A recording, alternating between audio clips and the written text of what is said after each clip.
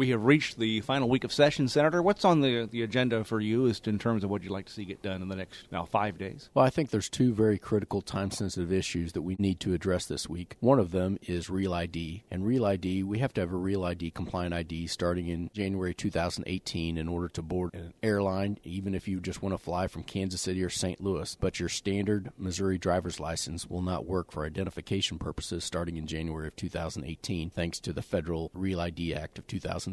So I'm hopeful that that is one bill that's very time-sensitive that we can finish up this week. Another bill that is very time-sensitive and equally important is the minimum wage fix. Starting this past Friday in the city of St. Louis, their minimum wage increased to $10 an hour. I firmly believe that we should have a statewide minimum wage. Logistically, it would be a nightmare if every city, town, and county decided to come up with their own minimum wage. Although being a certified public accountant, I know that there's other CPAs out there that do some payroll and payroll processors that this might increase their fees for trying to decipher all the different towns and cities and counties that they do payroll for, have employees in. It's definitely not worth the risk, and the CPAs that I've talked to would also definitely like to have just one statewide minimum wage. That's an issue, too, that got a lot of play early on, even before session began, but we've not heard a lot about since then. Yes, I disagree with having every city, town, and county come up with their own minimum wage, although I do think that it could be a boom for rural Missouri when these progressives in Kansas City and St. Louis keep on increasing the minimum wage. What that does is that drives those jobs out into the rural communities. So in one aspect, it may